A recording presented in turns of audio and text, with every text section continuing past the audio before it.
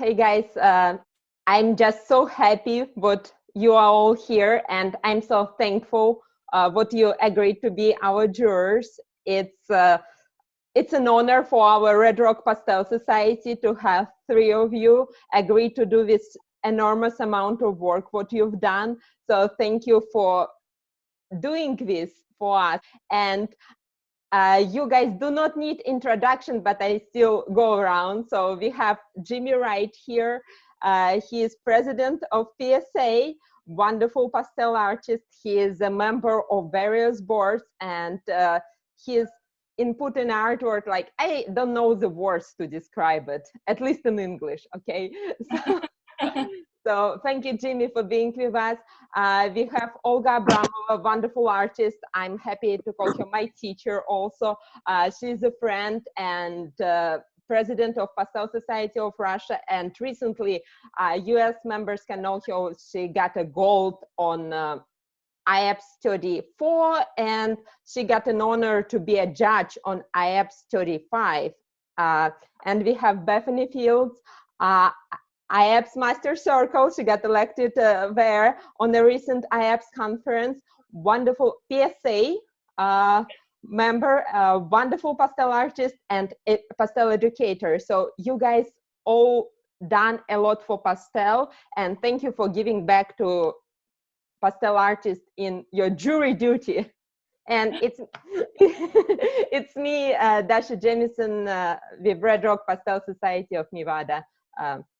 You're welcome. It was really interesting. It was a challenge, but in the end, I think we've put together a very tight show that's representative of your membership. So I'm very proud of our selection, and thank you to my fellow jurors.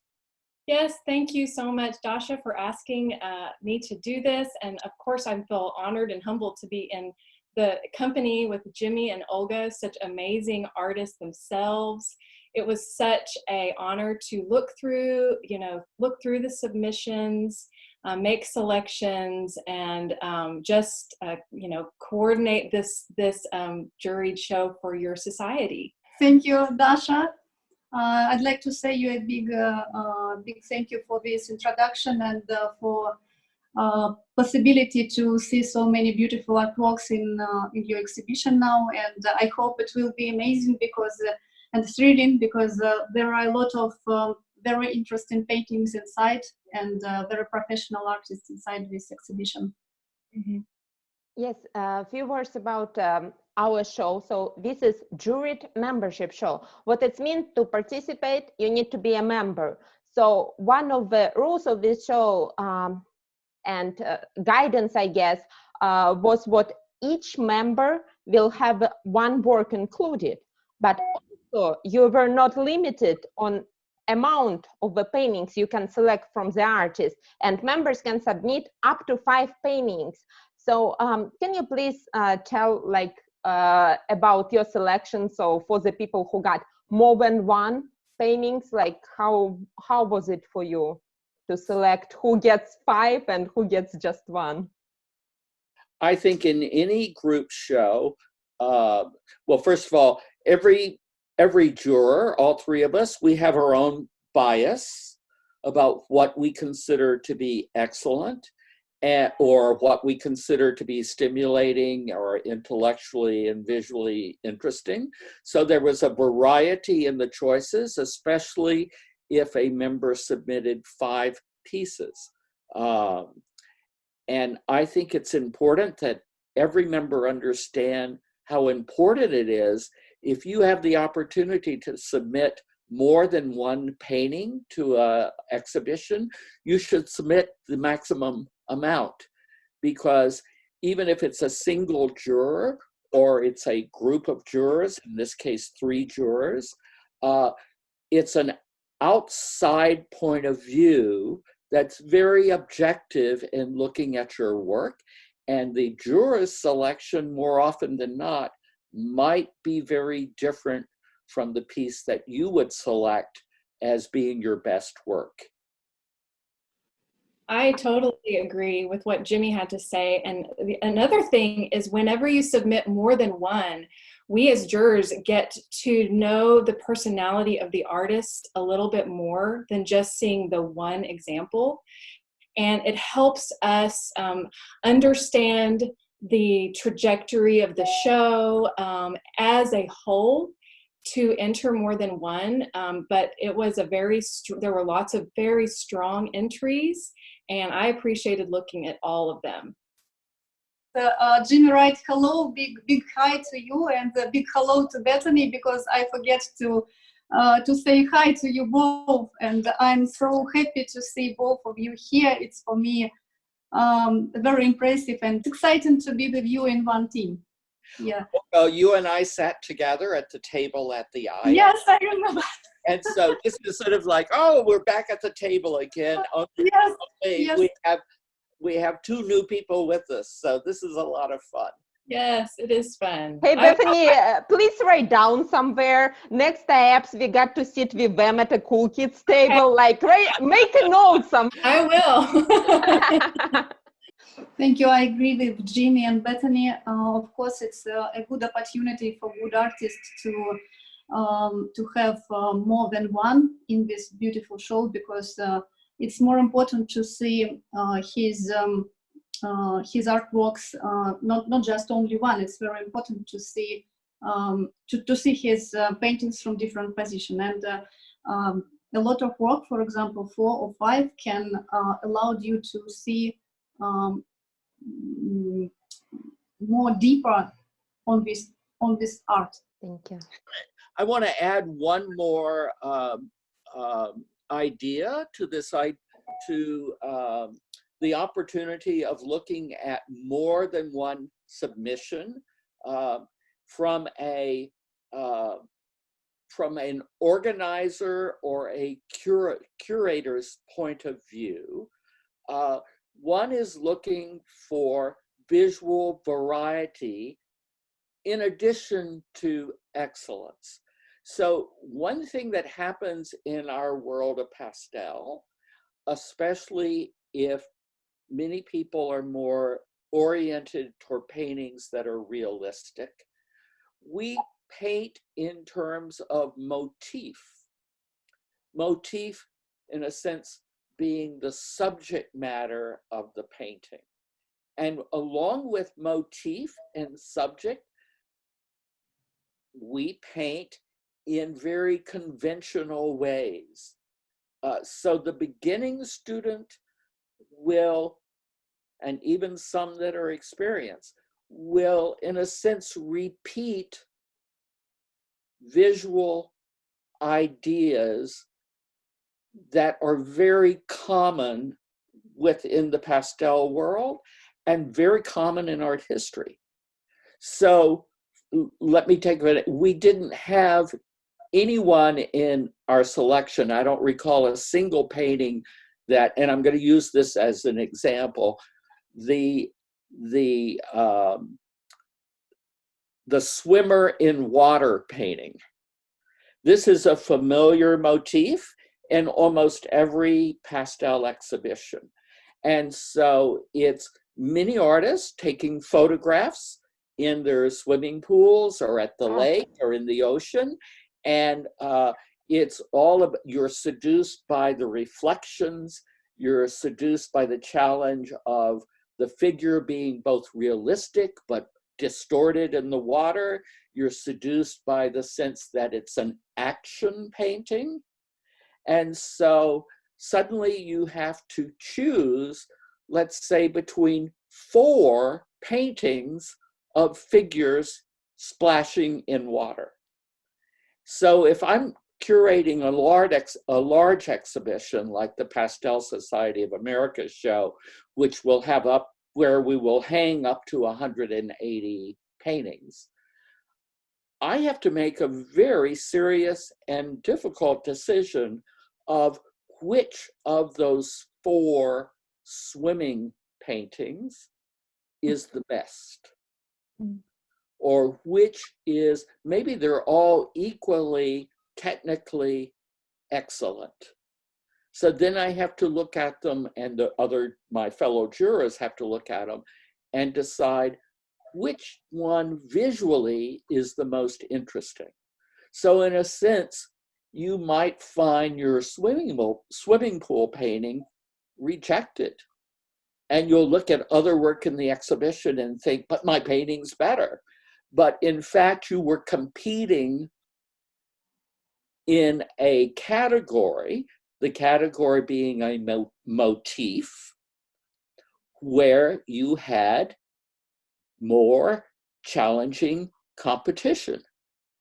So in a sense, it's a competition within a competition, because in the end, the curator or the exhibition chair wants the exhibition to represent a broad spectrum of excellent.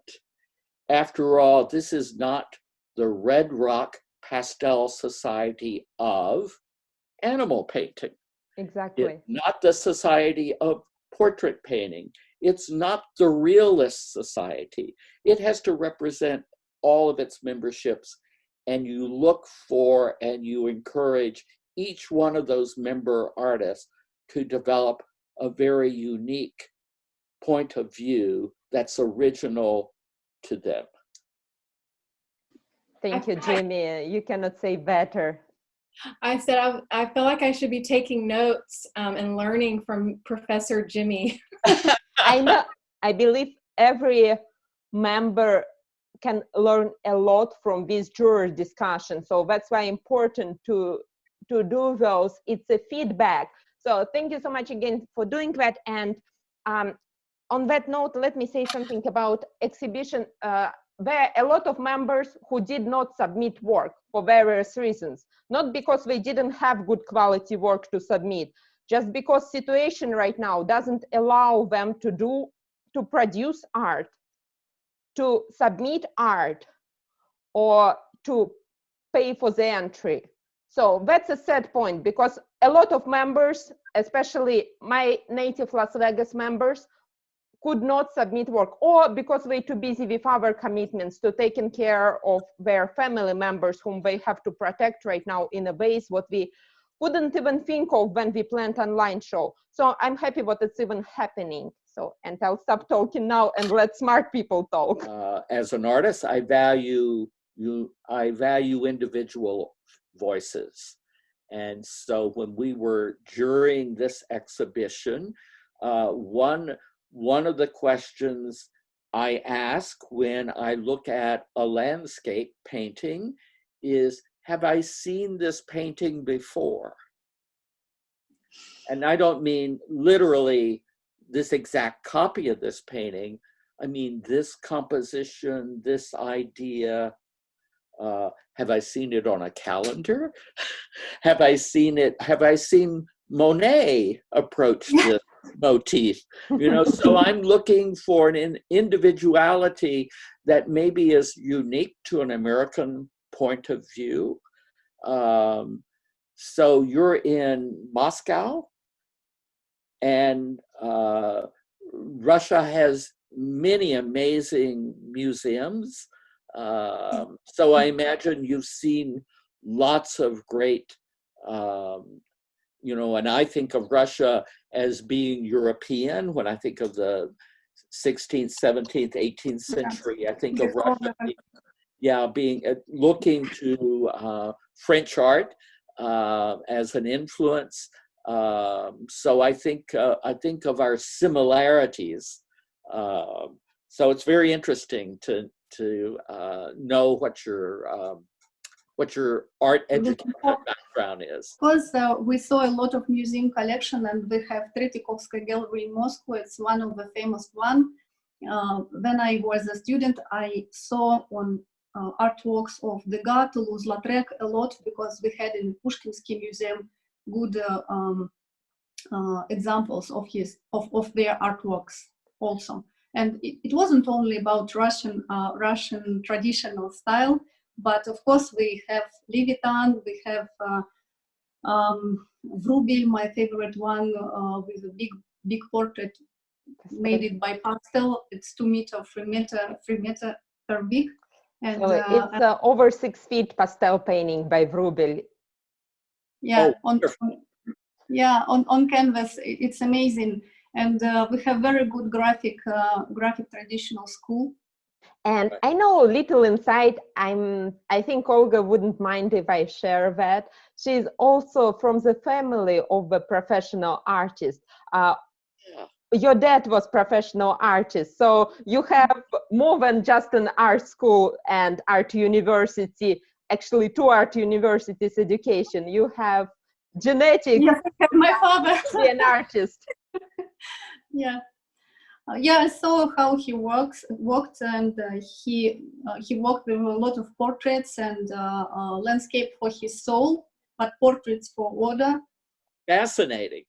I mean, this is what's so wonderful about Pastel. It really, there are pastel artists working all over the world. Bethany, how did Pastel end up in Texas? Oh, Pastel's been here for a while. I have a theater background. I was an actor professionally for years, and that's what I studied in school. So I love hearing about people that have more of a fine art painting, drawing history, because I do not. Eventually, I found Pastel because I bought one and I loved it. And this was about 12 years ago, 6 years ago. I really decided to paint every single day and seek out more training, seek out more peers that would know how to help me along. And I joined our local pastel society here. And that was the first time I'd ever seen anyone else paint.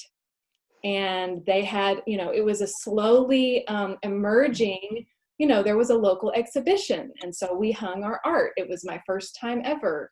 And so a lot of, shows like this, the Red Rocks show, that's how those types of shows are how I got my start in the community, learning, growing, meeting, hanging with other artists, seeing other art is so important because it helps elevate your own work when you can see the different viewpoints, the different ways pastel can be used, the different personalities behind marks. So much of it is about confidence and putting yourself out there, because if you don't put yourself out there, the answer is always going to be no.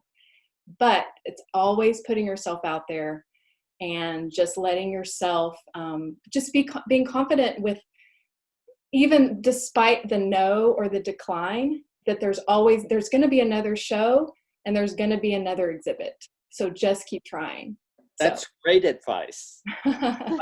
When one of the things I learned, I went from the farm to a little state college. Mm-hmm. And from there I went to the big city of Chicago to an art school, and was absolutely intimidated and terrified by everything. But what I learned very quickly when I made a bad painting, my attitude was, that's one less bad painting I have to make in my life. It's best to get it out of the way now and move on to the next one. That too might be a bad one. I sort of felt like somewhere in my fate, there's a card that has a big number on it. It's a big card, and that's all the bad pieces I'm going to make. And over here is a little card that has a smaller number, and those are the good paintings that somehow I'm going to stumble across and I'm going to make. And when we jury a show like this, we're in a sense being a part of the artist. We're being the objective part that's looking, trying to separate the bad, the better, to the very good. And it's not a judgment on the individual. It's just a judgment on an object that's all about visual communication. And certainly in the world of pastel, I think we have a universal language that we share, no matter what our verbal language is. And so it's exciting to collaborate with my fellow jurors And I really want to thank the members of the Red Rock Pastel Society, each one of them, for submitting, even for those, especially where it was difficult for them to submit. I know so much is going on in our lives right now. Maybe you hadn't made your digital images. Maybe you hadn't resized your images. Maybe you haven't been able to paint in several months. So I really appreciate the effort that went in. You sort of think, oh, an online show is easy, but for many of our pastel artists, it means they're working alone now, and the digital aspect, the technical aspect of showing your work can be a challenge. And we all know what we see on our computers as a digital image is not the same image we necessarily see in life, because we're seeing an image that's projected. The images is being seen in projected light, so the colors are always a little more intense than they are in real life.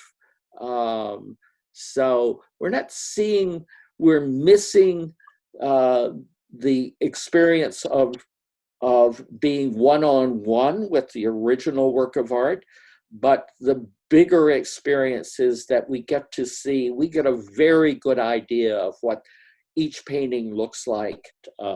Thank you, Dasha, for doing all this work, putting together your society. It's been a real honor to participate in this event. I agree. Dasha, you have done you and your other fellow officers and your society have done such a wonderful job of promoting pastel as your number one, it's like your mission statement, and promoting the show, really encouraging involvement, showcasing your artists. I love following your Instagram account. And you have done such a good job promoting your artists. You're always promoting your, of course, Nevada and where you live, the beautiful red rocks around you. You are just a really, really great facilitator of pastel and your organization. So I commend you for that. Yes. Thank you. Thank you. Thank you, Dasha. I agree with Jimmy and Bethany, of course, because it's a great job, and I can understand how much you do for that. And I agree with Jimmy about online exhibition, because it's very important. It's important to see the real painting in real life. Of course, it's different. It's big different. But when we can see on online exhibition so many wonderful pieces, we can understand what happens in our community of pastel artists around the world. It's very important. And sometimes it's just like one point. Okay, I'm here. I'm an artist, and you can go somewhere and to see carefully his paintings and to know his artworks, starting with online project. And I think that it's also very good for developing and for paying attention to this material, to pastel. I think it's a great idea to do online exhibitions in pastel communities. Thank you for that, and thank you for invitation to be in a jury committee with so beautiful artists, and it was so amazing to see very high quality paintings. I saw, of course, I know some artists. I saw some paintings. I know these guys, and I can recognize. We don't have names under paintings, but sometimes you know that it is an artist. Who is the artist is, and for me it was interesting to see high quality artists and some high quality paintings in the exhibition. I cannot say thank you enough, but I also want to thank our team who helped me to produce all these interviews with artists. So there is a tremendous amount of works what go on. So at the time of pandemic, it was a good thing to stay busy and focus on something what you love. Like I love medium of pastel. I want to promote it. And I'm blessed to share this passion with my team and with you guys. Yes, good job. Yay. Yay. I want to, like, people will always be curious. So some judging criteria by like this one going in and this one is not going in for some beginner artists. Like, can you please tell like some insight on that? Like, for example, person submitting several paintings and it's emerging artist. I love that word lately. So what makes a difference? What makes a flipping point? And each of you can say your viewpoint, and maybe it will help some artists to get better for the future show. I'll go first. Whenever there was especially an emerging artist that had several, first of all, it was wonderful to look at it as a slideshow. All of the entered images in the very beginning, just to get an idea of what was submitted, what is this, how many figures are there, how many animals, what, landscapes, non-objective, just to see the images, and then to go through it case by case. I personally, if I was unsure, I automatically think about composition, of course, thinking about composition, thinking about, the values.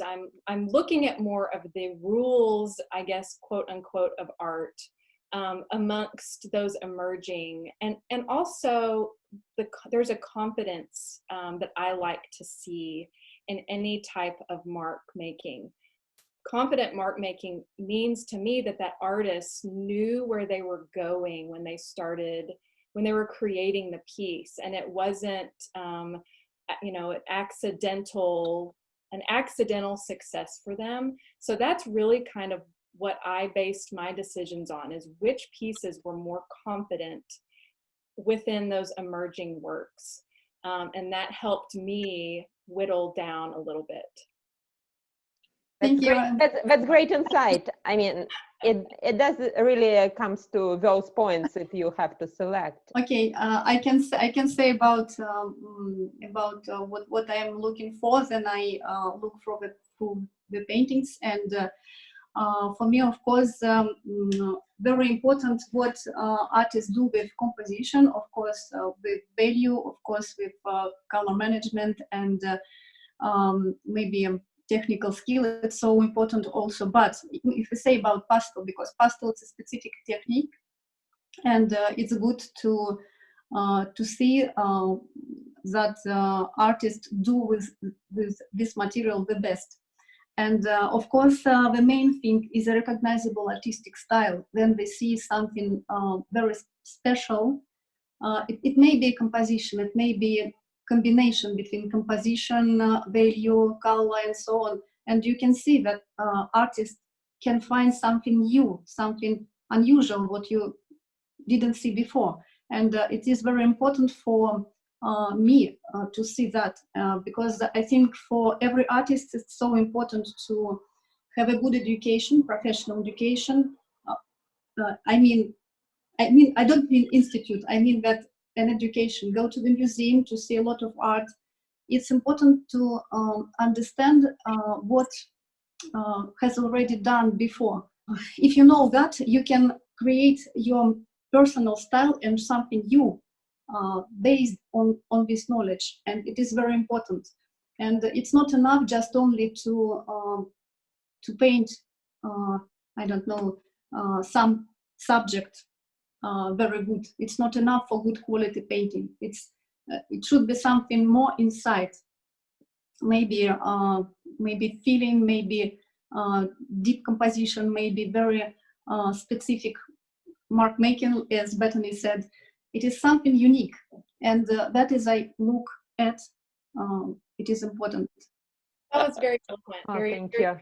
Thank you for insight. Well, I think I'll start by saying when I look at any painting, like Olga, because we have more art academic backgrounds, we share hundreds of hours of drawing in a class, being watched by our professor and being corrected in terms of our hand and eye coordination. So it's like, I'll say it's like a sport. We've learned a discipline. We've learned a skill and a discipline. So when I look at a painting, I'm bringing a lot of experience within myself visually to what I'm looking at. Like Olga, I had hours of design classes. So I'm looking at things abstractly.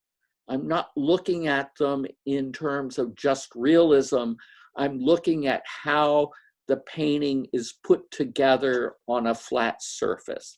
So I have to tell you, the first thing I see in any painting is the area of painting that pops out of place. It's like putting together a puzzle and one part has not been pushed into place. It's sitting a little on top of the rest of the puzzle. So I can look at a painting and it's the first thing I see is, oh, that blue in the sky where it meets the red rock, the blue is pushing in front of the red rock. So suddenly it disrupts the entire pictorial construction of the painting. And I reject that painting immediately. It's like, oh, mistake, and I want to look at something else. So you have to learn as an artist how to critically examine your own work and put aside personal feelings. This is it's very objective. And with time, with lots of practice, and hopefully with a good teacher who can point out these things visually, you can learn to see your own work. So the second thing I look at is the drawing. Now you think, but this is a painting, how is it drawing? It's still constructing elements, especially if you're trying to do something impressionistic or realistic, like a landscape. So I'm looking at how it's drawn and what Bethany called the confidence, the self-confidence, the assuredness of that drawing skill. So if you haven't put in enough hours with a sketchbook, you know, or even just going to a local figure class, which is about the hardest thing you can challenge yourself with, you need to do those things. You need to sit every night with a sketchbook. And I'm very impressed when artists work with thumbnail sketches, with sketches of the landscape, and then they put all of those various pieces together to, now Bethany was in theater, they put it all together in a scene, and that scene is a landscape. And it's like the culmination of many points of view. And then when I'm looking at that landscape, I want to know if I can breathe. Does that landscape have oxygen? Does it have air? Does it invite me to walk with my eyes into that landscape? Can I feel the heat of the sun? And it doesn't even have to be realistic. It can be very abstract and still give you those sensations.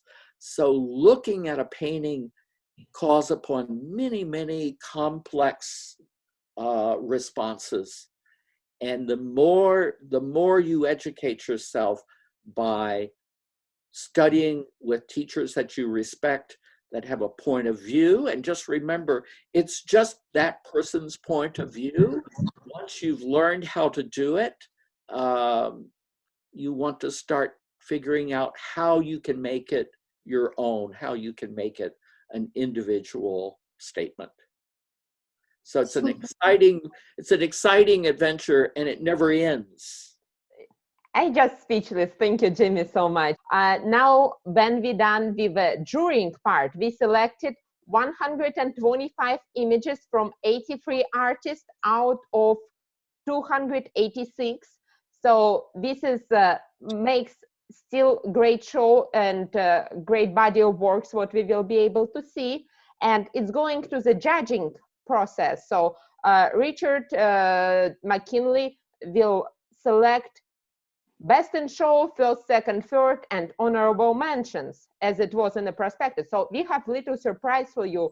Our jurors each get one choice of the painting, what they can award, like Olga's choice, Bethany's choice, and Jimmy Wright's choice.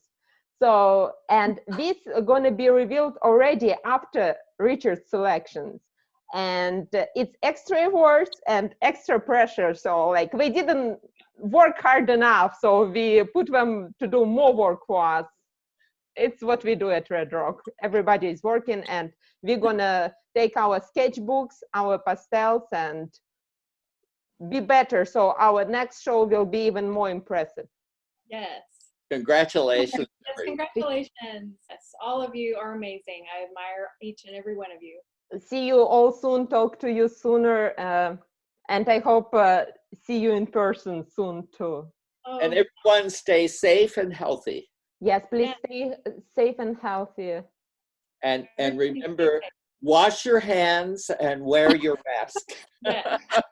We're also the same in Russia. We're also the same. Keep yourself in safety, and so happy to see you in health.